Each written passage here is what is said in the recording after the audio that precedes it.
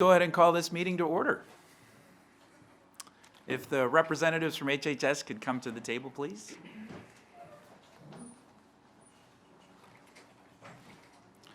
Good morning, Ms. Buckley. How are you? Excellent. So, good morning, everybody. This is very exciting. This is the first time in 16 years that someone not named George Leventhal will be chairing the Health and Human Services Committee. But I do want to take a point of privilege and acknowledge the great work that Councilmember Leventhal and his leadership over the last 16 years. These are big shoes to fill, and I appreciate all of the support he has provided to me through this transition. And wherever you are, Councilmember Leventhal, we hope to continue the great work that you and your wonderful staff moved forward. I also want to acknowledge how excited I am to have the opportunity to work with Linda McMillan and Vivian Yao. I have seen your work for more than a decade, and I know how we are in great hands as a committee. I will certainly make mistakes, hopefully not them more than once, but please feel free to correct or in any way, shape, or form. And I'm also thrilled and excited to be joined on this committee by two remarkable colleagues who have wonderful teams, and my colleagues Evan Glass and Craig Rice. Craig, of course, is in Africa on a sister city trip, an important sister city trip, and we look forward to getting an update from him when he returns. So I wish that our first committee hearing was not to talk about a savings plan, but obviously that is why we are here. And I just want to acknowledge from the beginning, I have personal experience with this, how challenging mid-year savings plans are to departments, because obviously that very much compromises departments' ability to cut in a way that's strategic.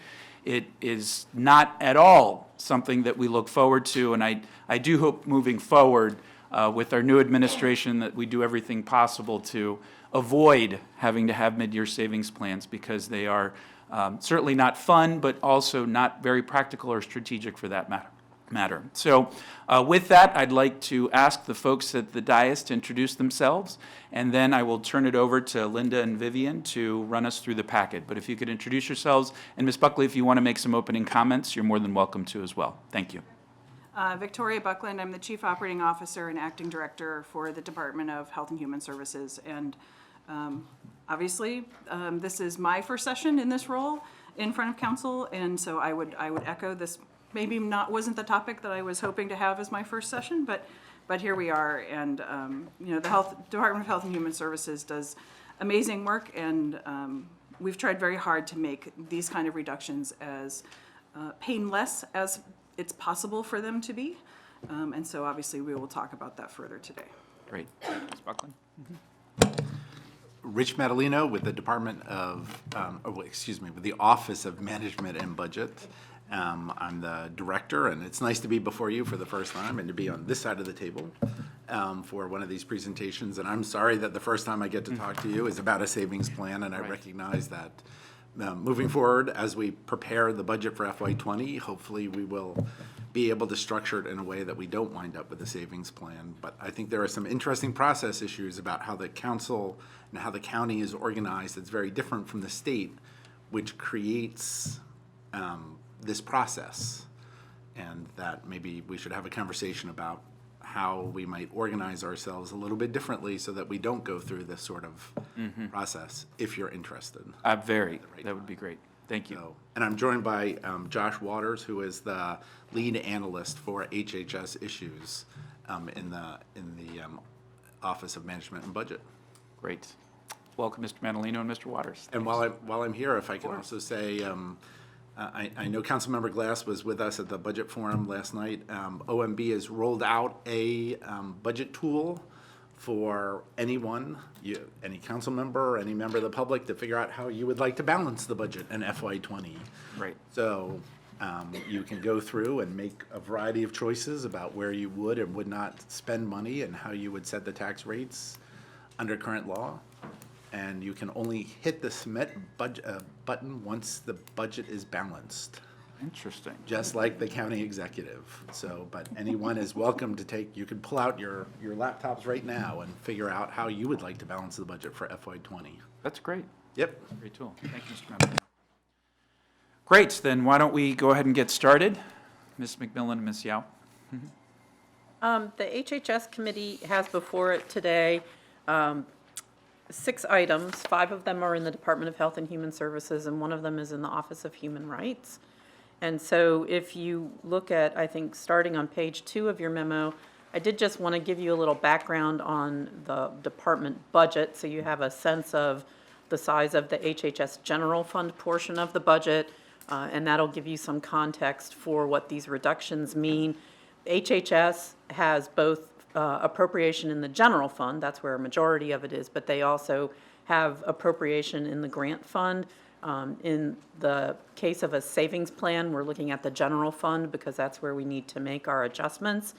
And so you'll see that they have total personnel costs of $128.6 million and operating expenses of $111.5 million. So there's about $240 million that was appropriated originally in the general fund for 1,237 full-time equivalents. So I just wanted to give you that as a little background. The total recommended savings plan is just under $3.9 million, which is about 1.6% of the general fund appropriation. And so with that, we could just move into items unless you have any other questions. And the first item is an unanticipated delay in implementation of the Youth Drop-In Center for $196,500. I did just want to start by saying this is a youth drop-in center which relates to homeless youth. There's another program that was first appropriated a couple years ago that's being implemented called Safe Spaces, which is for disconnected youth and will have some drop-in services, so not to confuse the two. This was a new initiative for this fiscal year around youth homelessness. And so the council appropriated $246,500 in this year's budget for a drop-in center for homeless youth. In this instance, youth are expected to be anywhere between the ages of 14 to 24 years old. This comes as the county continues to move forward in addressing homelessness. So we've done a lot of work for single adults, veterans, single chronic adults, and the next move is into youth and family homelessness. Youth drop-in centers are in many jurisdictions. They have a variety of structures. They serve a variety of different populations, but generally they are available to young people who may be street homeless, they may be couch surfing and need a place to go during the day, do their laundry, get services, have food, pick up, some supplies that are there. There's a variety of models around that. We made some assumptions based on a model that was in DC to get this dollar figure. The total dollar figure includes $50,000 to bring on a consultant or contractor to help with the planning around this. And so that funding has been left in place. So the recommendation is to continue to move forward with bringing on somebody to help with the planning. But the reality is that it looks like implementation, given where we are, would not occur in this fiscal year. And so the executive is recommending assuming the savings related to implementation for the savings plan. And council staff recommends approval of that. And again, I would just say there's no recommendation to stop the planning around what we would need for a drop-in center or centers, frankly. Thank you, Ms. McMillan. I did have a couple of questions on this one, and I know my colleague, Councilmember Glass, does as well.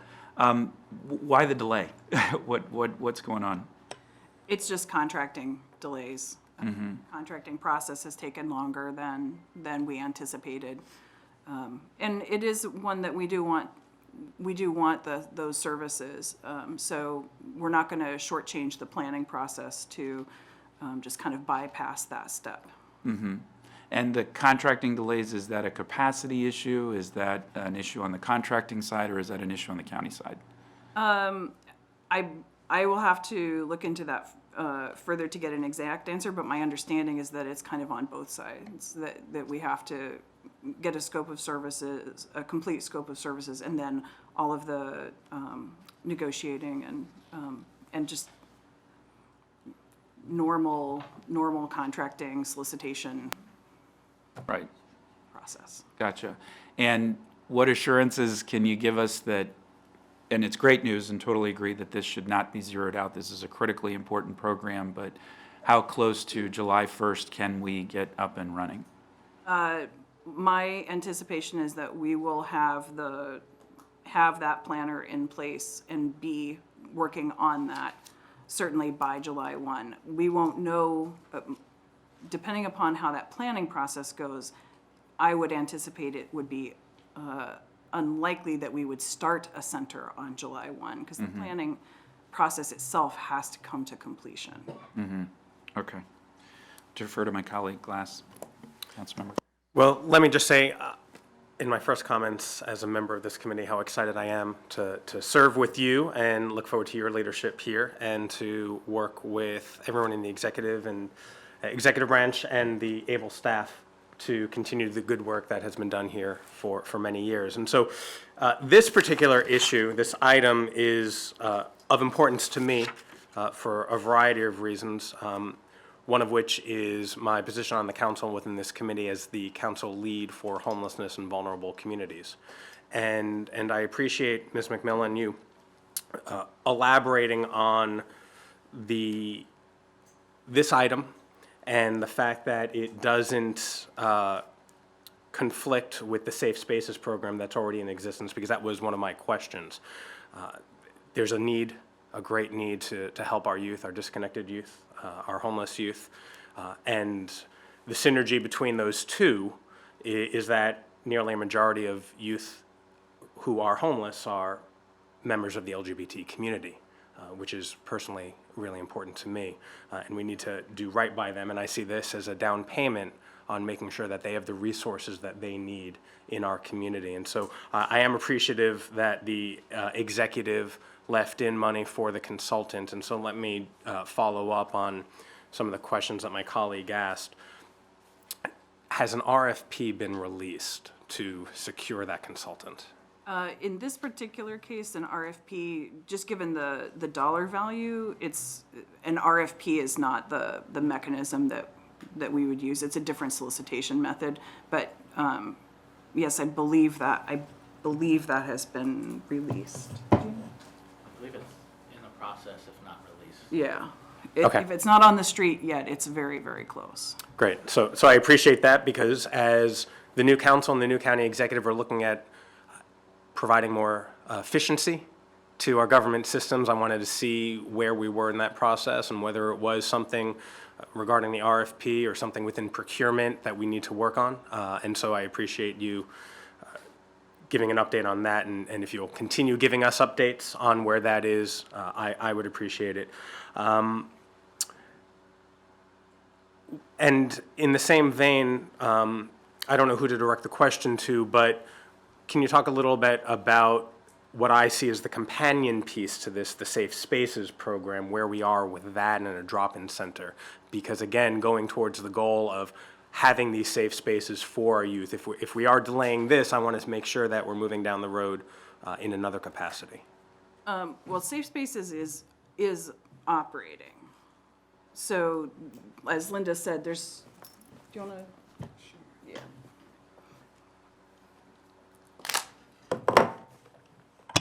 Good morning. I'm Joanne Barnes, Chief of Children, Youth, and Family Services. Regarding the Safe Space program, it is up and running in 3 areas already in the county. The only area that we don't have an active program is in East County, and that's because we've had some struggles both with the location and with turnover with staff. But that will shortly be taken care of, and we should have all 4 of our programs up and running for Safe Space. I would add, I don't want to speak for my colleague in Services to End and Prevent Homelessness, but I have been attending several meetings with Amanda Harris regarding the drop-in center, and we have been working closely with Collaboration Council as they are also looking to open a re-engagement center for the same age youth, serving different needs. But one of the things that we're looking at is combining the resources to do the planning work as well as gather input from youth. Thank you for that information. I don't want to deter the conversation towards other items, but Ms. Barnes, I'll definitely follow up with you to learn more about what their intention is and how we can move forward with that. And on this, I don't think I have any further questions. I do have a 30,000-foot question just on general operations, because the government shutdown is having a cascading effect across our entire government. And we, in my office, had the opportunity recently to meet with some providers who are receiving federal funds that are due to run out. And they are serious concerned that they may not have access to cash on hand to be able to continue to some of the services, and that is particularly true in the homeless space. Are you concerned about that at all, Ms. Buckland? And what are you hearing? I know it's a chaotic time, to say the least, but is there any concern that the longer we go into the shutdown, that this will have a cascading effect on services as the one we're describing? And Joanne, I'll invite you to jump in as needed. Obviously, the longer the shutdown goes on, the more things become vulnerable to funding. Our immediate concern inside the department, of course, has been around SNAP benefits, because there are some very hard limits that we're essentially at as of tomorrow. To get applications in so that the state can draw down those federal funds before the federal authority to issue those funds expires. I don't know if you want to add anything else to that. Okay. As far as other services, I'm not aware of impending deadlines around homeless. I'm not aware of impending deadlines around homelessness. I would have to look at when those deadlines come up. Okay. Like I said, it's been mostly in the SNAP space. Councilmember Albanoza, I'll look into that and see what, if anything, the executive is interested in doing. I know last night he spoke about this. Maybe there's something that we can do to help out with some of the providers in the short term with assistance. I know last night at the forum, a representative from MANA spoke and talked about 35% of their clients also get SNAP benefits. And she was worried that what happens if their benefits somehow run out or get reduced, and that's just going to turn up the need for the services from MANA, and how I'm sure that one story is probably replicated 100 times across the county, and then what is it we can do to help bridge that gap, and to see if there's something we can do in a way that potentially we get the money back after a few weeks if we have to step in and assist people. Okay. But that's a great idea for us to figure out a way to help our partners in so many of the different community service Right.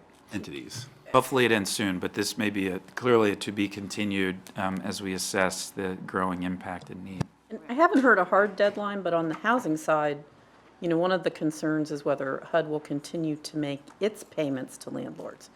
So many of our formerly homeless, just let alone our, other residents, low-income residents, are served through housing choice vouchers.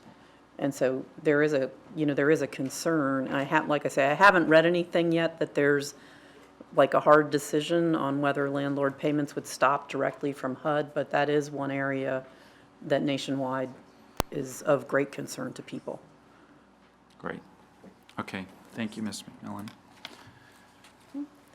We've been joined by my colleague and friend, Council President Nancy Navarro. Hello. Thank you for having me. Thank you, absolutely. Councilmember Navarro, did you have any comments regarding our first item, which is the delay in implementation of the Youth Drop-In Center and that particular reduction item? Not yet, but I will probably have some questions as we go along. Great. That particular item, thank you. Okay, thank you. So the way we had discussed doing this in the committee is that after discussing each individual line item, we would take an informal vote to determine whether or not we would accept the recommendation as proposed. And so I do, for one, accept this particular recommendation, defer to my colleague, Councilmember Glass. As do I. Okay, so that's 2-0 in committee supporting this particular line-item recommendation. And of course, needless to say, we would prefer not to accept any recommendations for reductions, but understandably, we're in a tight spot and have to make difficult decisions. All right, let's move on to the next line item, number 30. The next one is, the executive is recommending a reduction of $134,190. That's to delay implementation of the Paint Branch and Springbrook Cluster Project until fiscal year '20. The council staff understands that services were anticipated to start in January 2019, but because of hiring delays in the department, that pushed the start date to March. Therefore, the item was proposed as a saving because, again, introducing school-based services during the last few months of the school year is typically less effective than at other times of the year. Council staff understands that startup would then be delayed until the beginning of next school year, assuming that funds are appropriated for the services for fiscal year '20.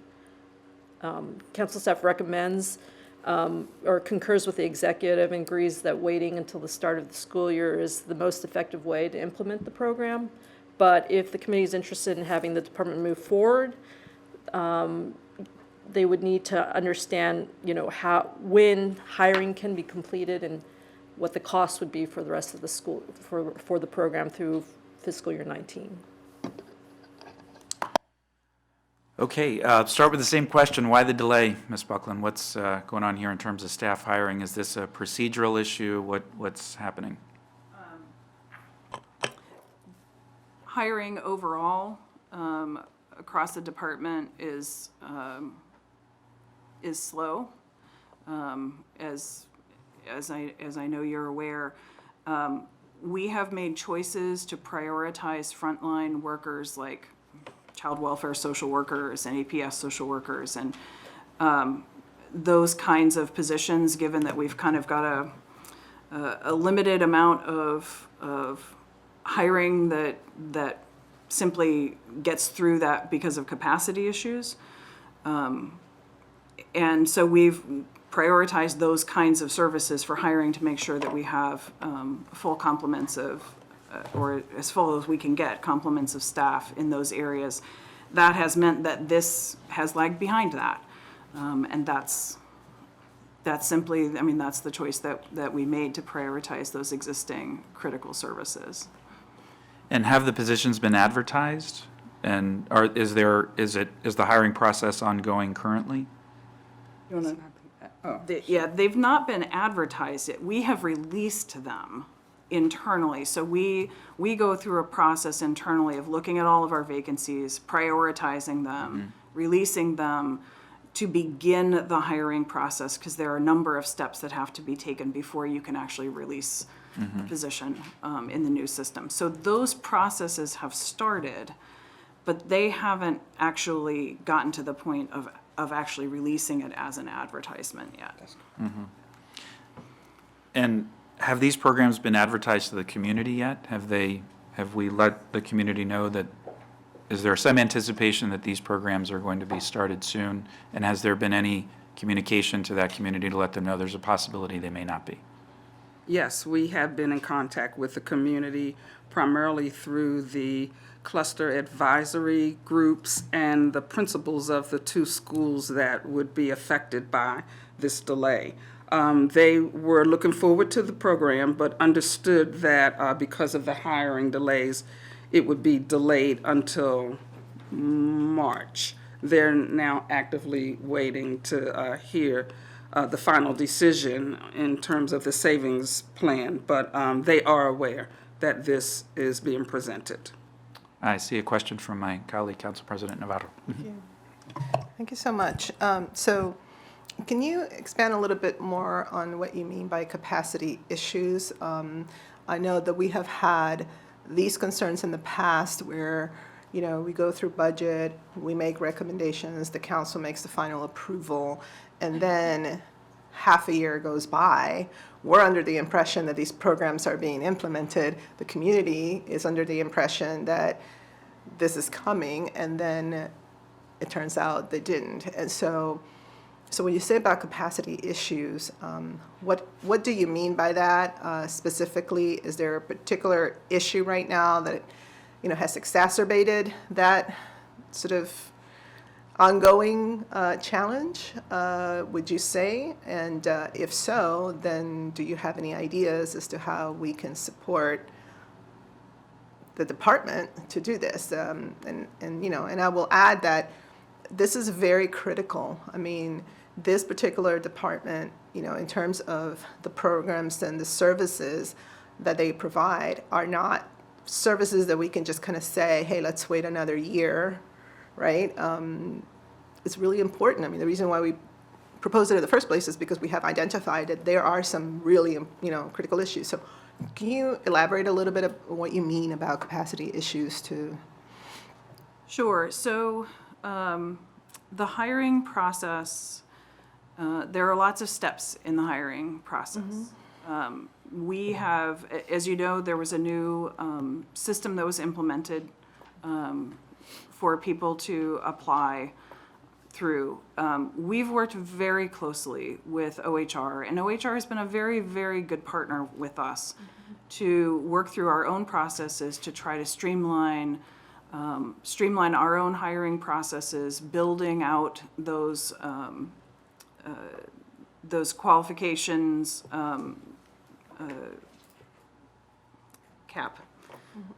qualification spreadsheets. But the reality is that there are a lot of steps in that process and a lot of checks that get built into any kind of public process for due diligence and transparency and due process. Some of that simply takes time, and our department in particular has a significant volume. When you look at all the social workers and school health nurses and all the rest of those that end up being very critical hires for us. And that means that OHR has a big load. We have a lot of business with OHR. And we do try to make sure that those frontline positions get prioritized. OHR doesn't have unlimited staff the same way any other department doesn't. And so they end up having to respond to those priorities, and that's simply where we are. I appreciate that. I think that obviously part of this, questioning really is kind of directed as a heads up to our wonderful director of OMB as an area that we definitely have to get right. Again, because there's so much effort put into going out into the community, right? Getting the feedback from the community, looking at the data, thinking of what are some of the things that we can possibly do. Then you go through the budget process, and then you come here, and all of a sudden, again, there's this expectation that is just not realized. And to add a layer to that, these are communities that already feel like, hey, I have no expectation that people are going to follow through. Why is it that it always happens here? And so these kinds of situations exacerbate that perception, but in reality, it's kind of true. So, whatever needs to be looked at in terms of capacity in HR, I don't know if there's a way to prioritize, what's, health and human services being so important. It's just a really good opportunity for us to take a step back and see what things can be done there. Secondly, I will say that, the Kennedy Cluster Project was envisioned once upon a time as a pretty amazing project that then was really watered down because of the recession. And there was a decision made to implement a super watered down program. And I'll be totally honest, I have never been a fan of that approach. I just feel like, if we're gonna do this, let's do it right so that we can realize the outcomes. If not, what we're doing is literally kind of piecemealing stuff, throwing in some crumbs, patting ourselves in the back that we're doing something. So even though I'm very upset that this was not implemented in some ways, and I understand where we are with the savings plan, in some way what I would request from the chair of the committee and also from you guys is let's take a comprehensive look at these cluster programs and projects. Let's look at the time that was taken to envision the template in the first place. And this was a multi-agency, really hard effort that was put into designing the original one. And let's see, as we're looking into realignment, leveraging resources, let's see where we end up with something that's a little bit more robust. We know that we have clusters in our county that need more, much more direct effort. Let's not just pat ourselves on the back thinking that we made a difference when we are literally just implementing something that watered down. I mean, at this point, these cluster projects are literally a faint version of case management. We don't have the capacity to do that. So what are we really doing? And, like I said, this is a good moment to revisit a lot of things. So, I'm very upset that it's happening, but in a way, I feel like it opens up a door for us to then come back and see what could we do that really has a strong impact. And this fits into the community school model that we've been talking about. So maybe a fresh look at what is it that we're doing and what outcomes are we really expecting in terms of our return on investment. So that would be just a, request that, respectful request that I'll make of the committee, and also if you guys can take a peek at that. If I might, and I know Councilmember Navarro, you're very aware of this. This is only the second transition in county government in 26 years.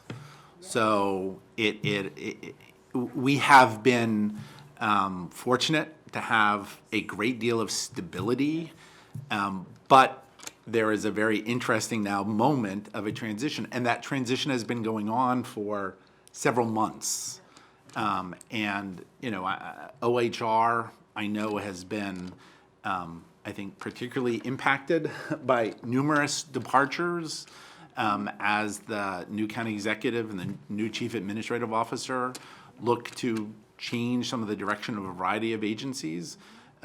Ms. Buckland and I were at the senior management team meeting yesterday morning talking about the book Why Trying Hard is Not Good Enough, and trying to redesign some of the county programs and a focus on accountability and how we infuse accountability in the conversation of accountability into all of our decision making. I know last night the county executive was very clear of, let me get through this budget process and then let's start talking about some of the big initiatives, I think both the policy initiatives and the process initiatives that are necessary to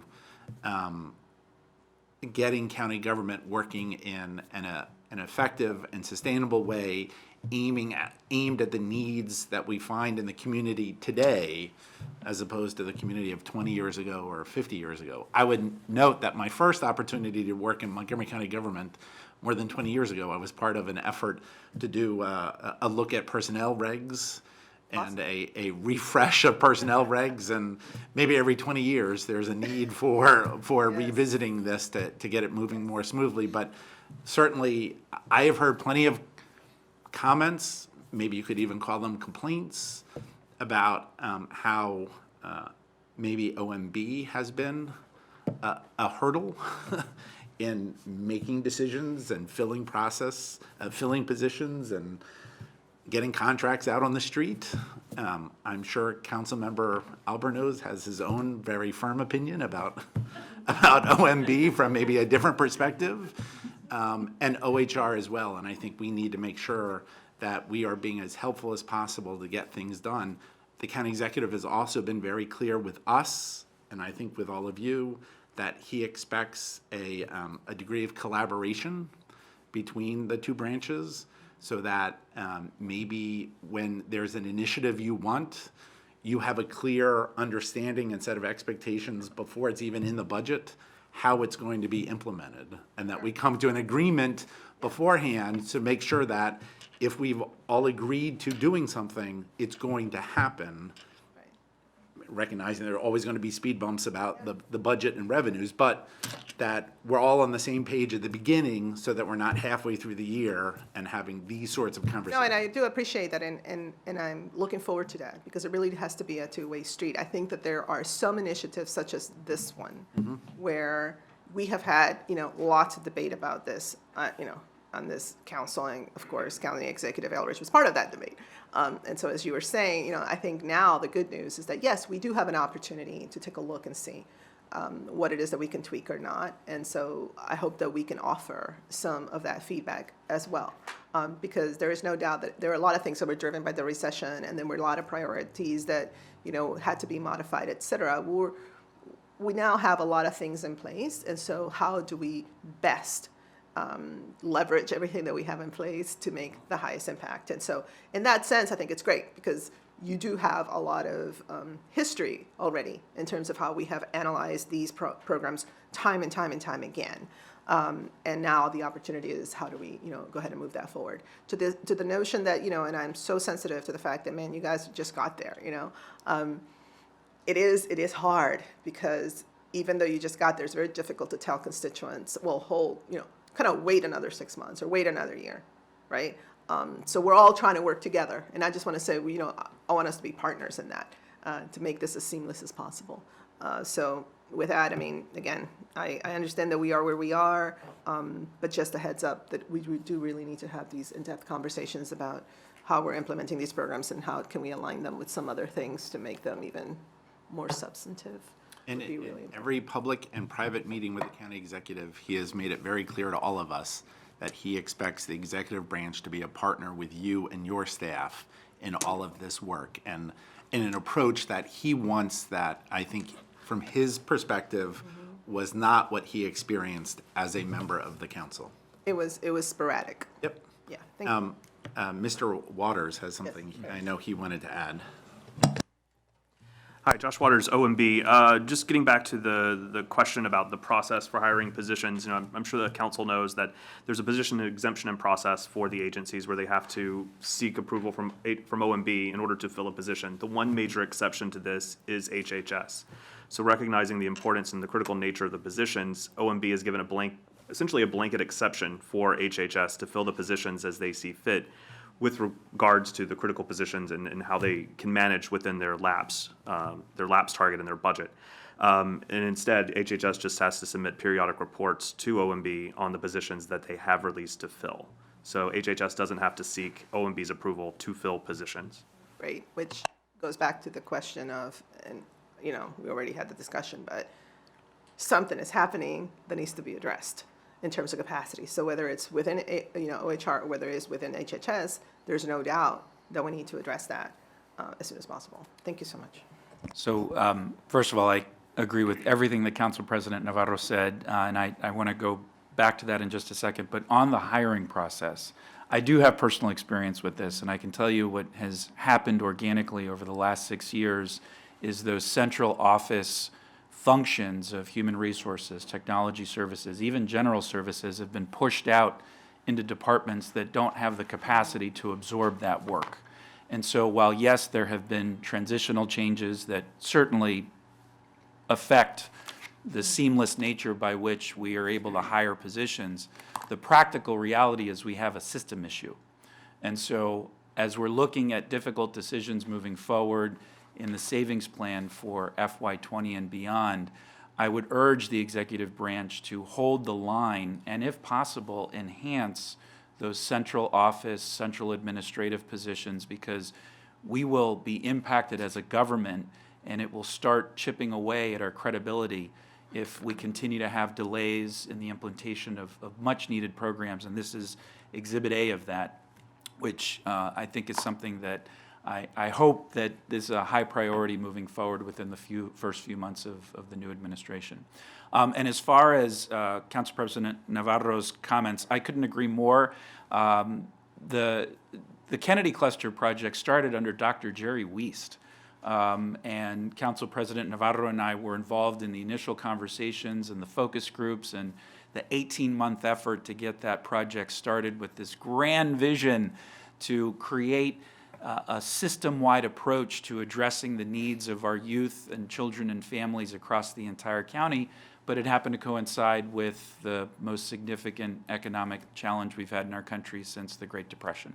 And so we did come up with a watered-down approach that I think absolutely needs to be revisited, because the need remains the same. While we've made a lot of ground in developing trust among the various agencies, the best part of the Kennedy Cluster project was that, in my opinion. The direct service was important, but the opportunity to really create a system-wide approach to addressing the needs of our families that isn't solely limited to education or housing, but that we're all working together is critically important. And so I absolutely will be following up with Linda and Vivian and finding time on the calendar in this fiscal year to begin that conversation anew with new leadership in place as another opportunity for us to reboot, reset, and enhance the great work that's already been done. Yeah, I mean, and I would be remiss if I didn't correct the record to say that actually it was a project that then, at that time, Councilmember Valerie Irvin and I was president of the Board of Education, I believe, we proposed to Jerry Wiest, Yep. and it came in reality at that time. And so it really, and it's interesting because it really was about bringing together all the agencies and departments with this notion that if you're going to address the academic achievement gap, you needed to have this multi-agency, multi-departmental approach. And it's so funny that even today, you know, I'll go to MCEA where we had that recently, you know, that event, and teachers are still talking about the need to do that, you know, and so it's kind of like, well, we have been doing that in some level, but more than ever, it's so relevant, you know, because we're not going to have the resources necessary to just do it in silos. So this project that you and I spend so much time in so many meetings has produced some really important pieces, some really important MOUs that didn't exist in the past, where MCPS was, you know, now can share data with HHS or with, you know, the police department. That didn't exist before. So there were some amazing results and outcomes. But I feel like we still have a gap there that we should be able to address now that there's, you know, this new look. So you're absolutely right. And you know, a lot of time was spent on that. And so, so I'm very excited about this brand new, you know, opportunity. But I just wanted to mention out there that there's no doubt that, you know, Valerie Irvin played a big role in getting all that together for us to be able to work. She certainly You know, did. great. Councilmember Glass. I just want to thank Council President for coming in and sharing your thoughts and perspectives on this, because as we spent last week at your directive talking about equity here in the county, I think your point about projects that we've talked about for a long time being delayed are projects that we haven't fulfilled our promise. And that comes right back to equity, and we look at the communities where these projects are supposed to be implemented. It's undeniable. So, and the other aspect of your comments, I'm optimistic on the fact that this project might be on the list here, but you are optimistic about rethinking it and making it even better. I like making lemonade out of lemons. So I look forward to working with you as a member of this committee myself and our chair to do just that. Great, so let's go ahead and discuss. I again reluctantly do accept this recommendation for a delay in the project, acknowledging that we're going to get started in the new fiscal year. So I am supportive of this reduction request. As am I. All right, let's move on to the next item on the agenda, number 31. The next item on the agenda is a savings from delaying the implementation of the adult daycare worker supplement until the fourth quarter of FY19, and that's a reduction of $488,259. And just as background to this item, because this was a new item for FY19, but the county has had a very, very long-standing policy of providing county-funded support to organizations that provide direct service to people with developmental disabilities. And that has always been to acknowledge the higher cost of doing business in Montgomery County, given that so much of that particular system is based on state-set reimbursement rates, which the organizations have long said don't allow them to hire the kinds of people that they need to provide direct services, in this case to the developmentally disabled. And so actually, that particular support payment has changed in its methodology over the years, but most recently, when the county implemented its own minimum wage, the council and the providers agreed that the goal was to provide a payment that would allow them to pay a specific direct service provider. So this doesn't apply to like all their organizational staff. It's very specific positions. In this case, in FY19, a wage that is equal to at least 125% of the county minimum wage. And that was to allow stability for these workers, which is very important. So up until this last year, that payment has been in place for many, many years for the developmentally disabled population.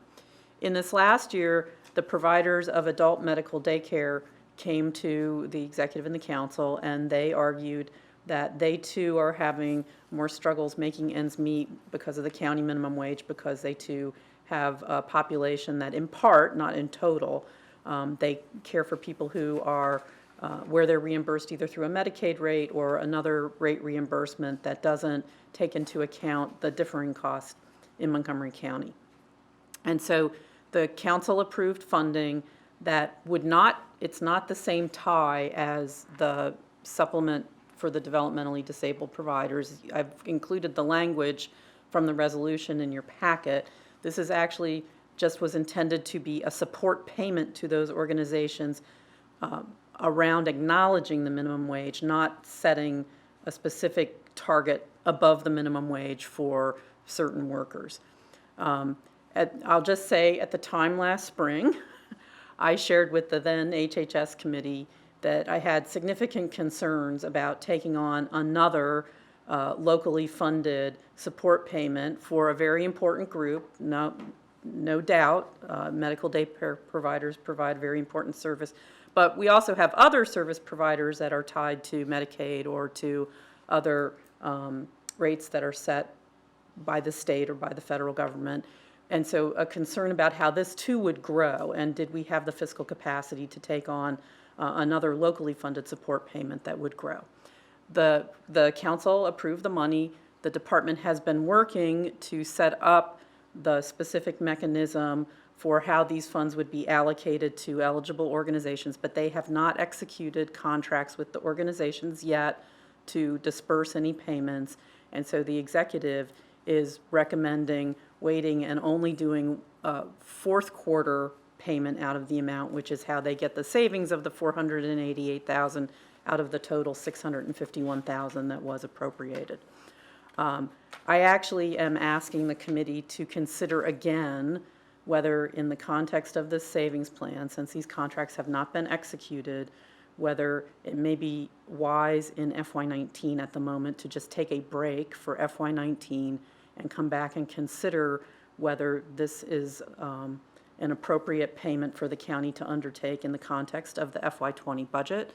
I would also say that on the developmentally disabled side, you know that one of your state priorities is really focused around this rate setting study that the state is undertaking, because one of the outcomes of that is that if we can get the state to work with us to set rates appropriately for Montgomery County, we can then leverage Medicaid funding for half of the additional cost that is needed to do business in Montgomery County. And so in that sense, our $17 million of local funding for the developmentally disabled providers, if we could work through this rate setting process, could be reduced by 50%, with still having the same support going to those providers. So, you know, the question is whether we should also be seeing whether there's an approach that can be taken with the state on adult medical daycare or any other entities where we see the same effect, to see if there's a way to work with them on the Medicaid rates to see if at least we could reduce the cost to the county in the long run. So I realize the council approved this as you know, a policy, and that the providers are very eager to get this support. I think since you have a recommendation to delay till the last quarter, you know, the context is that if in the context of the savings plan you said we actually just want to take one more step back for that last quarter, come back and discuss the issue as the context of the FY20 budget, and then decide whether or not we can move forward as expected. And so in this case, my recommendation is actually to have the savings plan include the entire $651,000. Thank you, Ms. McMillan. I appreciate the recommendation. I'm not comfortable with that recommendation at the moment, but I did have a couple of questions for Ms. McMillan. Ms. Buckley. The county executive alluded last night to a positive conversation he had with the governor regarding the Medicaid issue, and specifically in DDA. Are you at all, I know it was on the agenda for him to discuss with the governor or Mr. Madalino, are you at all familiar with why he was so optimistic, and is there anything you can shed light on this morning that might be helpful as we deliberate over this and other decisions regarding DDA moving forward? I know the county executive has been quite pleased with his conversations with the governor on a variety of topics. I have not had a specific conversation with the county executive about this topic, about the the Medicaid reimbursement rates and how it would impact the DDA, our DDA supplement. So I will let you know if I hear anything on that front. So, but we have been having this conversation. I would add that I think one thing that would be very helpful, of course, is for the General Assembly and the governor to actually adopt a $15 minimum wage statewide, and thus reset the state's reimbursement policies around a $15 minimum wage, because that would certainly, if their supplement, which is built into the law, was based upon a $15 minimum wage, it would help bring down our costs substantially. Probably all 9 members of the Montgomery County Council are on board with a $15 minimum wage. I think probably all 32 members of our county delegation are on board with a $15 minimum wage. If they aren't, I would hope that you would contact all of your colleagues to let them know where the county stands in the hopes of getting this done at the state level. This is a broader issue that I'm hoping to bring up through our committee. There was a series of recommendations made by a work group discussing our developmentally disabled community, and the issues with the state reimbursement were front and center in the majority of those recommendations. And so any news you have on that would be helpful if you could let us know what, if anything, is moving forward at the state level, because we have engaged our state delegation about this issue and would love to have more information. Great. Again, sort of a broken record here, but delays, because of contracting issues, capacity issues. Do we have vacancies in this particular space that are causing some of the delays, particularly as it relates to contracts or implementing initiatives such as this? In this particular case, no. Odile, if you end up wanting to jump in, please do. My understanding is that it's simply taken longer to actually get the base data. So as you know, we've worked for years with the state on collecting information about that supports the DD supplement. You end up having to go through a parallel effort, but this is now the first time going through a parallel effort to get underlying data for this particular group, so that we can calculate the proper distribution, make sure we have the full universe of providers who are affected by that, and then gathering the underlying data to support the distribution among them. So we do have that information at this point. The contract itself, the contracts themselves are written. Obviously, we knew that this was going forward as a savings plan item, and so rather than putting forth a contract that may or may not need to be changed from its original conception, we have waited until we have a read on what the final verdict is going to be on these. Okay. Councilmember Glass and then Council President. Yes, Linda? I just wanted to say, in terms of capacity on this one, which I think Ms. Buckland has also stated, we took 3 years to come to a conclusion about all the criteria and the distribution around the developmental disability supplement. We actually sort of had a transition period once we tied it to an element of the minimum wage. So it is difficult, and I think everybody was very optimistic when they thought it could occur very quickly in terms of the appropriation. But I think that people have been working really diligently. It's just this is the first year of it. You want to make sure that you understand how the staff in these organizations work, whether the organizations are truly eligible, because in adult medical daycare, those organizations take both Medicaid and private pay and a whole range of folks in for their services. And so the goal here is to be supporting them based on a shortage in the Medicaid rate reimbursement. So it is really detailed work. So I would just say I know the department's been working very hard to try to sort it out with the organizations. Thank you. Councilmember Glass? Thank you. I know that Mr. Madaleno was brought to this job because of his budgetary genius, and I think you hit on a very simple workaround here, that if our colleagues and friends in Annapolis do the right thing and increase the minimum wage, it neutralizes some of these issues. So thank you for stating what I think is the obvious. My question regarding this line item, and the chair alluded to some of it regarding contracts and asking why that has been delayed. I appreciate the response. My question is about the providers who are expecting this. What have those conversations been like? Because as a former executive director of a nonprofit, if I'm told something at the beginning of the budget that I'm to expect it, I write it into the budget. So where have those conversations been? I do know that we've had some discussions with Mike. Sorry, thank you. I know we've had some discussions with providers. Odile is going to be sitting down. Yeah. There you go. If you want to come in and talk about that, has some upcoming conversations with providers as well. And Odile, if you want to expand on. Sure thing. Good morning, everyone. Odile Brunetto, I'm acting Chief for Aging and Disability Services with HHS.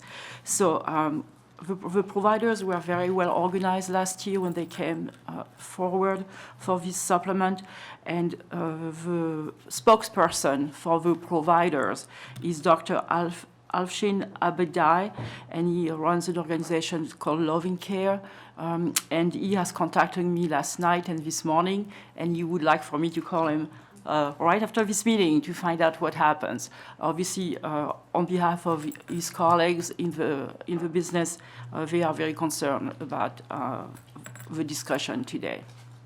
Yeah, I mean, you can look at this from a few different angles of concern from their perspective, because one, we're more than halfway into the fiscal year and these contracts haven't been executed, and then adding insult to injury,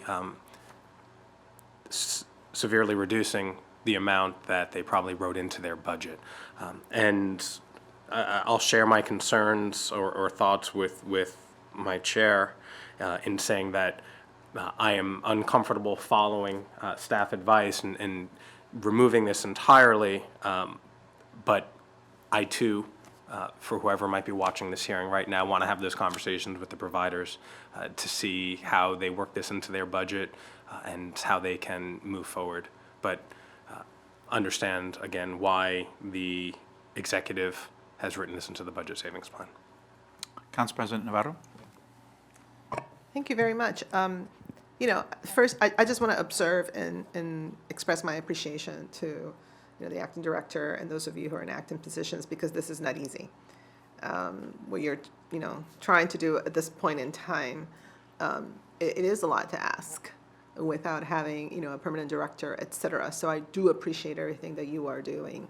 I would also share with my colleagues, this was a very robust, I would say, discussion that we had to engage here in the county as we, made the decision to go forward with this minimum wage increase, and then having these conversations with providers, talking about, what that will mean for them and the vulnerable populations that they are serving, and the desire to retain qualified, workers. And there is no doubt that if the state moves forward, and this morning County Executive Elrich and I were together, he did say publicly to another minimum wage related question that the state was going to move forward and do this. I mean, he basically affirmed that. So yes, that would make a difference for us. But I gotta tell you, I am really concerned about, the amount of time that we took meeting with these providers, hearing their stories, their testimony, knowing that we have issues with our, resources, but ended up, deciding that, yes, it's the right thing to do. And so, yikes, I mean, to go back now and kind of renege on that, it's problematic. So, I do understand where we are. I would not agree, for the full amount, but I would urge maybe the committee to have a little bit of, have some conversations with the providers before making a final decision on this item, just to get that sense, because we're not, I think a lot of people have not realized either everything that is included in the savings plan and the consequences of that, right? And so maybe, in this particular area, having a little bit of time very quickly to hear, from the providers, for the committee to have that opportunity to just get that and understand that might give the committee more, more of a sense of direction in terms of this 488,259. How is that, does it have an impact in terms of this fiscal year for them? Could they wait? Where are we? You know what I mean? I would feel uncomfortable not hearing from the providers, just, making a decision on this in this way. But it's it's up to the committee. I think it's a very reasonable suggestion, and we built this particular session early so that if there were a follow-up item, we could have time to discuss it. And so I agree with Council President Navarro's recommendation and associate myself with Councilmember Glass's comments as well on the impact to those providers. This particular population is very difficult to serve, and it is very difficult to find qualified staff, committed staff, because the turnover rate is exceptionally high. And any barrier that we add to an already dramatically underserved population is a problem, not just for the providers, but for certainly the families that they're serving. So I concur with Council President Navarro's recommendation, and let's table this specific item and invite one or two of the providers or more to come and speak to us in 2 weeks, 2 weeks from today. So we can have, or whenever it is, 1 week from today, so we can have a little bit more information. Are you comfortable with that, Councilmember? Yeah, I second that motion. Okay. Can I just add something real quick? Yes. Also, there can be communication with these advocates. We all know who they are in the meantime. So they can either submit, also via, electronically or however it is, also feedback that can then be included in the packet. So while you're waiting this week, folks can start, giving that to you in case some people are not able to come that day. And that way there's a better sense of, okay, what exactly could be cut or not, what percentage or things like that. So just offer that suggestion as well. Thank you. Agree completely. So let's make a note of that. Let's move on to line item number 32.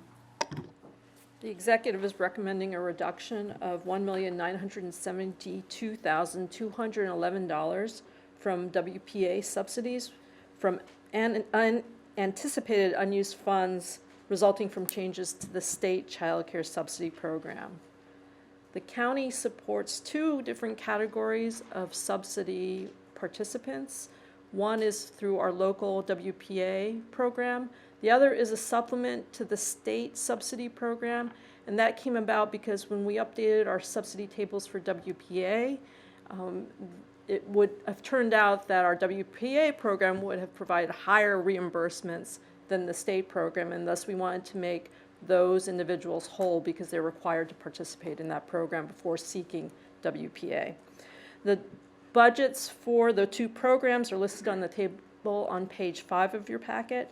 So for WPA this year, it's about $4.8 million in terms of total subsidies available. For the state supplement, it's about $1,020,000. Council staff understands that significant changes to the state program in terms of reimbursement rates and eligibility guidelines would dramatically reduce the the use of WPA subsidies. increases to the maximum qualifying household income for the state subsidy program made it so that we anticipate most of our WPA participants would qualify for the state program. So the department has been working to transition WPA clients to the state program since September. There's a handout that wasn't included in the packet. It came in late, and that describes some of the efforts that the department has made to contact clients and support their application to the state, as well as extending WPA benefits through this period of transition. The deadline for the transition of December 31st has passed, and the department reports that out of 521 families on WPA, 321 were approved for the state program. 10 families are pending a decision. 62 families did not apply. The various reasons are listed in that table. One reason that council staff notes is fear of, applying to the state for immigration reasons. And 121 were denied for being either over income or missing information. The department does report that of the 16 families that were over income, they will receive WPA benefits through June of 2019. As of January 9th, approximately 1.3 million in actual payments have been made through WPA. The department also anticipates, though, that the use of the state supplement will increase, again, because our clients are transitioning to the state program. An additional $1,092,000 the department anticipates will be needed for supplementing children ages 0 to 8. Council staff, again, before going ahead with this particular savings plan item, the committee should clarify from the department whether allowances have been made to cover this increased amount for the state supplement through the end of the fiscal year. I wasn't clear whether that was, in fact, going to be the case since they're separate line items in the budget.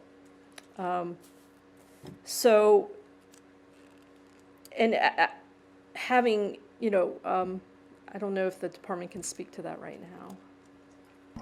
Ms. Buckley? Yes, we will fully support the state supplement amount. That is our plan. Okay. So shifting the burden of the funding the local subsidy to the state certainly provides an opportunity to the county in terms of unused subsidy funding. That with these unused funds, it can be used to support other early care and education priorities. But at this point in time, I think there's a lot of different ideas floating around on how early care and education could be supported. Could it be done through additional pre-K services, or could it be done through changes to the local subsidy program, either expanding eligibility or increasing reimbursement rates for, the lowest income participants? And it seems like at this particular point in time, there's not a consensus on what those priorities should be, and that there needs to be some additional time to define them, particularly in moving forward to the fiscal year 20 budget. Thus, council staff believes that the unspent funding could be taken as a savings now, but that the committee should request that the executive, in developing the fiscal year 20 budget, repurpose those funds to expand early care and education service priorities. Council President Navarro? Thank you. Okay, so let me see if I follow. So presumably, if this is part of the savings plan,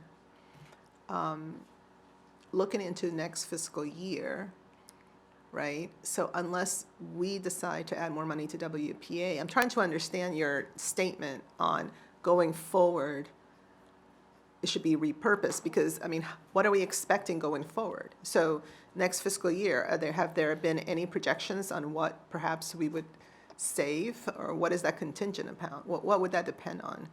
So my understanding is that, again, there's $4.8 million in the WPA budget in the base. I would imagine that next year, the spend out in WPA would be less than this year in that the state subsidy would run from the beginning of the fiscal year. Currently, I think certainly WPA was provided, the total number of clients, were being supported for a portion of this year. So that there would be at least probably $2 million, I would guess more than that, that would not be used if the program is structured the way it is currently. But that's dependent on the people who are right now receiving WPA that would qualify then to go into just a POC? Is that part of this chart? So currently, my understanding is for the families that currently qualify for WPA, I believe there are, 183, roughly, there's only, or no, there's they're like 61 80. children that qualify for WPA at this point. But there were 10 that were pending, right? Here on your chart? Right, there's I think 10 families that are pending decisions. Okay. So it's a far, far lower number now of children that are on WPA than at the beginning of the fiscal year. Right. So at some point, though, that will become more like a stable flow that we will know, right? So these many families don't qualify for POC, not WPA. We won't have as much money in the WPA program because we would have already, you see what I'm saying? I'm just trying to figure out with your statement, I mean, are we going to can we project that in the next 2 fiscal years, we might have, whatever, $2 million and another $1 million, or if what we're trying to do is figure out how we transition the people that before qualified, for WPA, but now are transitioning over, there will be a point in time when we won't have those resources necessarily available, freed up, right? If we change the structure of the WPA program, but currently, if we don't restructure WPA, most of the clients won't qualify for WPA because they'll go directly to the state, right? Because again, there's overlapping eligibility now. For those who qualify for WPA. Right, so if we don't do anything, because I mean, part of, your statement, and I understand that we haven't had the powwow for early care and education, but it's coming. There's been a lot of conversations. I used to laugh because it's sort of like when you're a kid and the holidays are coming, in my case would be Christmas, and then you're a kid and your uncle's like, oh, sweetie, I'm going to give you $100, and you've spent that $100 like 10 times, right? It was the same thing with this. Everybody was looking at this thinking, oh, we can do this and we can do that. It's been spent in so many ways. But if anything, there was so much conversation about, hey, there's a group of, people who could benefit from some subsidy support, but they don't qualify either for WPA or POC. This might give us an opportunity to look at the, eligibility tables again and, help those folks a little bit more. So if we do take the savings, this part of the savings plan, I'm just trying to understand, what are we projecting for next fiscal year that we think would be available, that we can then tell the executive, hey, let's have that powwow about early care and education, and where we're going with this initiative in these 4 years, please don't use that for something else, let's wait. What is the projected amount that you think will be there? I guess is my question. Long roundabout way of asking that. One of the problems about projecting for WPA, which is always a complicated program, is that what has happened this year in FY19 is the first in a series of improvements to the program that's going to happen at the state. So we anticipate that the state is going to continue to raise their rates up through fiscal year 22. Okay. 22. Okay. And in fact, they're ahead of the requirement to make those changes. I hope I'm saying that correctly. So we do know that there are more changes to come. We're going to continue to see those improvements. So we can only speculate on what our savings will be based on what we know today. Got it. But because they haven't finished that sort of ramp up, if you will, we can anticipate that we may have some capacity within. And so Yeah. part of our task then, as was alluded to earlier, obviously there are a lot of different discussions during this transition period. This is obviously one of those. So one of our tasks has been to engage the executive on this particular topic, and then obviously have that more collaborative conversation. This particular conversation is happening in a lot of different places right now. And so coordinating those conversations so that we then end up with a common plan.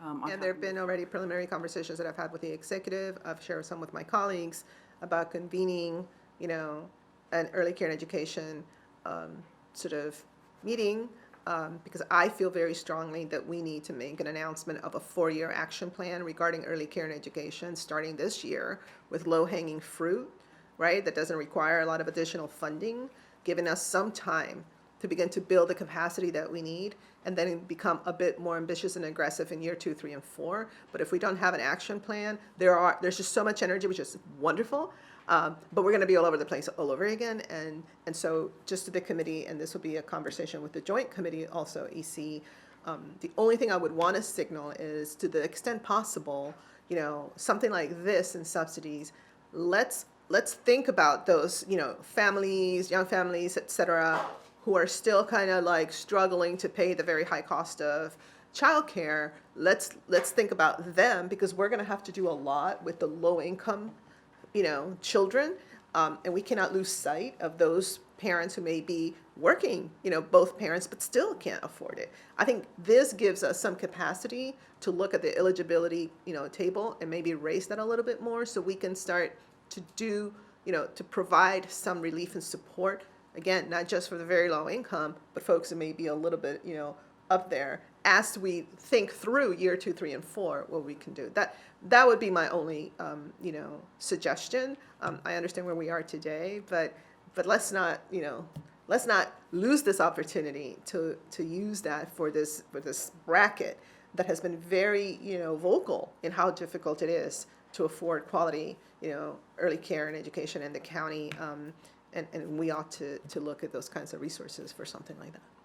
If I may, first off, the county executive has made this a priority in all the conversations we're having. I think I saw Mr. Anderson in the room earlier, and in his budget, we had a conversation about what Park and Planning can be doing to help with childcare in our county. So this is a conversation that I know a topic the county executive has made priority number 1 for moving forward. I know that at the state level, Senator King has worked very hard on these numbers. I think it was her legislation that put us on this path to up the numbers that I think I know someone else who voted for it. So you have a chance to, I think the state is going to be a different type of partner here. We are being successful in a lot of other policy initiatives. Raising the minimum wage has reduced the amount of money that's having to be spent on the refundable earned income tax credit, which is providing some flexibility with resources that we used to be putting out through that program that now can be redirected elsewhere. The federal refundable federal child tax credit is going to be a huge infusion of cash into working families around the country and in our jurisdiction. So there are a lot of different moving parts that need to be part of the conversation moving forward. And I think the executive branch is anxious to have that conversation and figure out where we want to go. There's going to be legislation around the Kerwin Commission this year. And even if the Kerwin Commission overall report doesn't move forward, I would imagine Councilmember Rice, who has worked very hard, chaired the piece on early childhood. That is, I think, the starting point for how Kerwin is going to be implemented. So there's going to be a lot of different things on the table to have a robust conversation. So that's why I would just say, please let us save this money moving forward so that we can get out of FY19 in a balanced position. But I think it's everyone's priority is to make progress on this as part of a multi-year initiative starting in FY20. And so, Right, yeah, no, I totally agree. And, but I just want to be very clear that we do need to hurry up. Yep. And put forth some particular goals down for this, year 1, 2, 3, 4. Because if we don't do that, again, there's been a lot of energy and a lot of conversation, and a lot of really goodwill. But if we're not very strategic, we're going to be all over the place again. Yep. And so, all of these elements will come together, and I'm very excited about the fact that at least for year 1, there are some identifiable things that we can do that's going to start to build that capacity for us.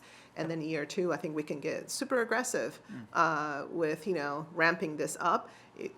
But we have this window of opportunity, and the stars are aligned, if you will. So just, just wanted to share that I understand why why you guys included this. But let's not forget that we have some opportunities too for that bracket, for that income bracket. And this could be one way that we can start to ramp that up with our subsidies. Thank you. Councilmember Glass?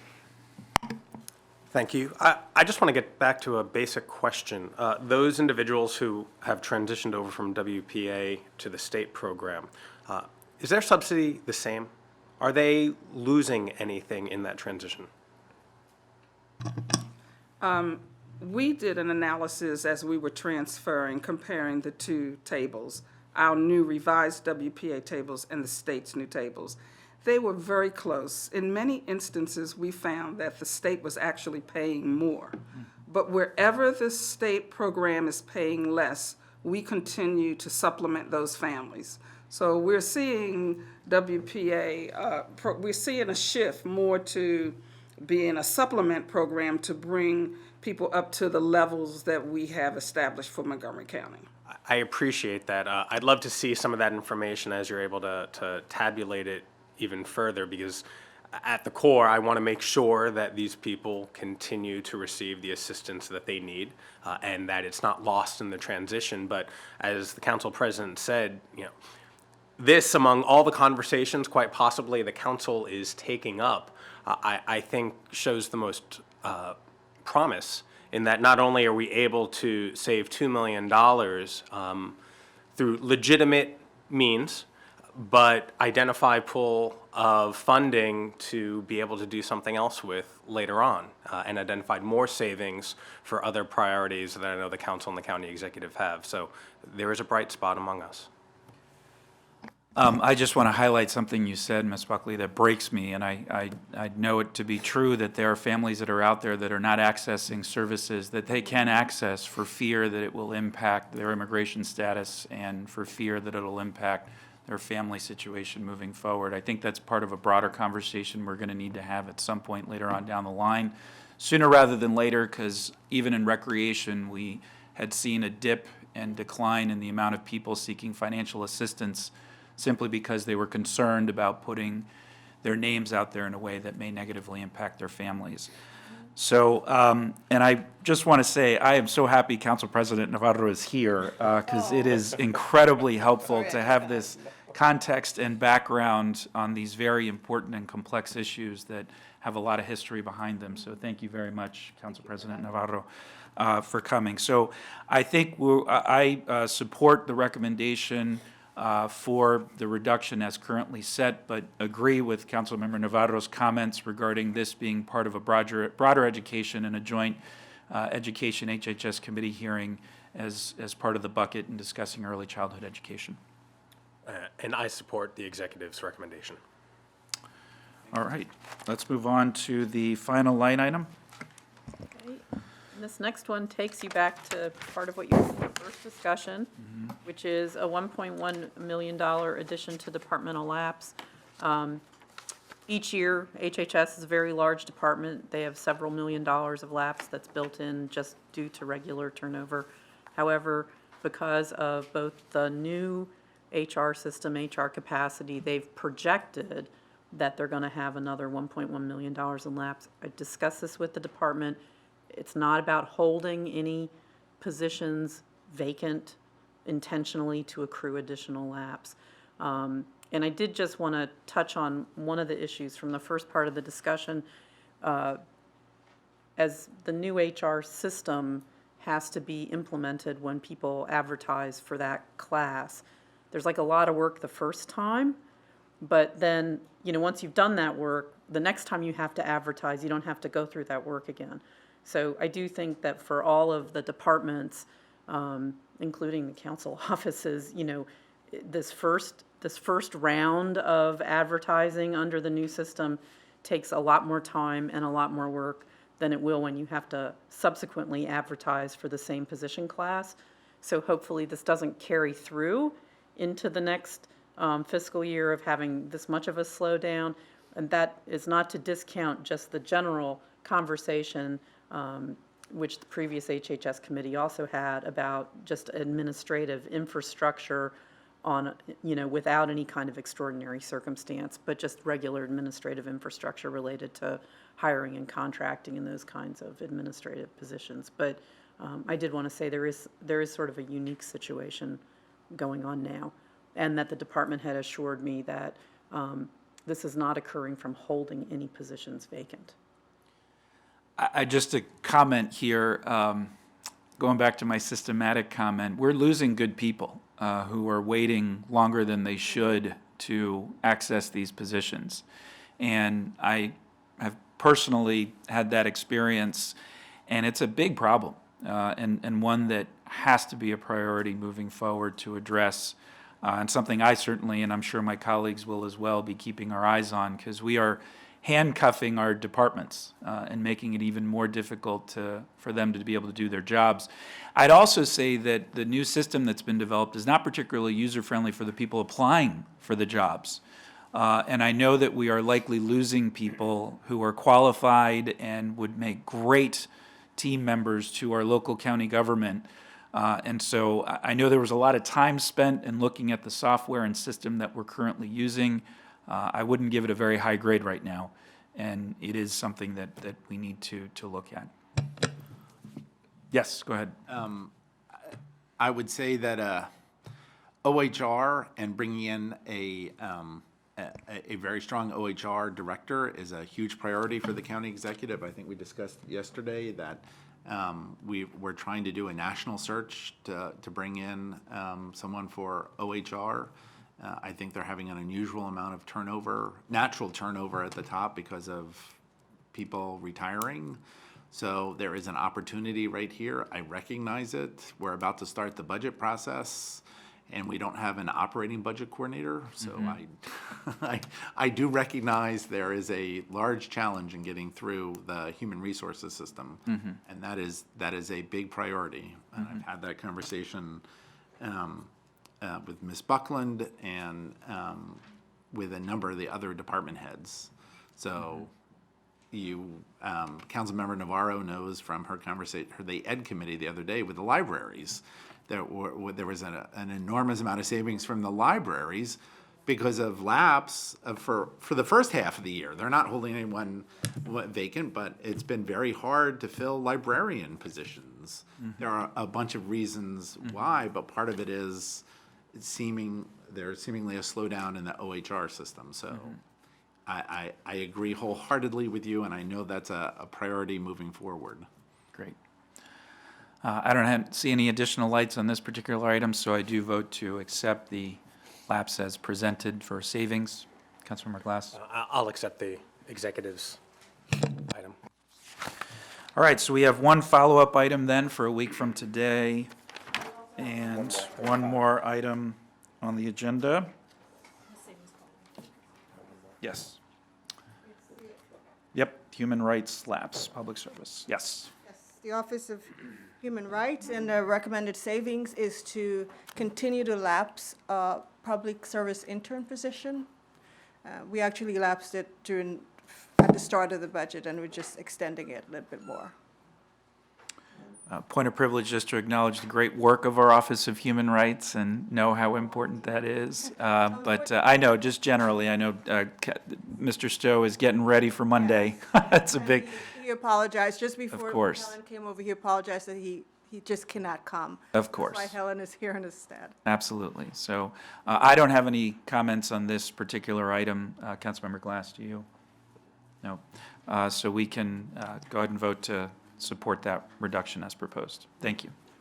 Can I say while we're here that many of you have worked with Helen Valone for numerous years, and she is retiring Oh, my next goodness. week. So I wanted to make sure that we recognized her longtime service to the people of Montgomery County through the Montgomery County government, and thank her for her dedication to OMB and to many agencies in county government. Actually, her last day is tomorrow. Wow. The party is next. Yeah. Over 30 years. Wow. Well, Helen, I've always enjoyed seeing your smiling face in the elevator and know how committed you've been to public service for so many years. That is a huge loss for us, but I wish you nothing but the best in your retirement and want to thank you personally for everything you've done, and certainly on behalf of my colleagues on the committee as well. Thank you very much. I would have to echo my council colleague, Sydney Katz, who would probably say something like, and you started working with, for the county when you were 10 years old or That's something right. like I that. say two. But wishing you the very best, and really, thank you so much for all your years of service. You really have provided extraordinary service to the residents of Montgomery County and to the previous administration and to us as well. Thank you so much. Thank you, everybody. So we have one follow-up item for a week from today. Otherwise, we are adjourned. Thank you.